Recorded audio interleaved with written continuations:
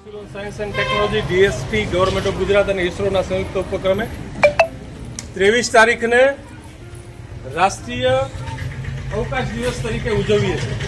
એના ભાગ સ્વરૂપે આ સરસ મજાની એસ્ટ્રોનોમી આપણે ઇવેન્ટ ઉપક્રમોની કાર્યશક્તિ શું છે, એની અને પરિભ્રમણ શું કહેવાય, પરિક્રમણ શું કહેવાય લખી છે, દ્વારા આપણને ખબર પડે કે આ ગ્રહની લાક્ષણિકતા શું છે।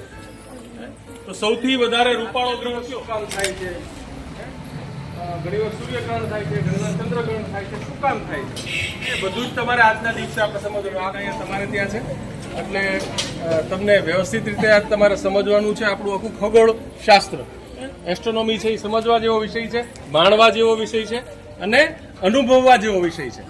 એટલે આ તમને બધાને એટલા માટે સૂર્ય જે છે એ આપણા તારામંડળનો સૌથી ચમકતો તારો છે। શું છે? સૌથી ચમકતો તારો અને મોટો તારો કોણ?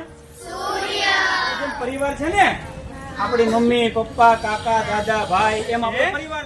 આ બધો આખો દેખાય છે ને તમને? બુધ, શુક્ર, ચંદ્ર એનો ઉપગ્રહ છે પૃથ્વીનો।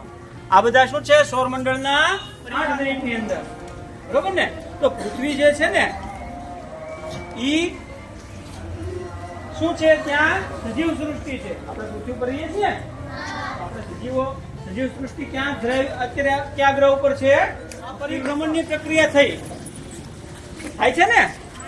તો ચાલો પૃથ્વી છે એ પોતાની ધરી ઉપર એક રાઉન્ડ મારે છે તો કેટલો સમય થાય પાછી આવે ત્યારે?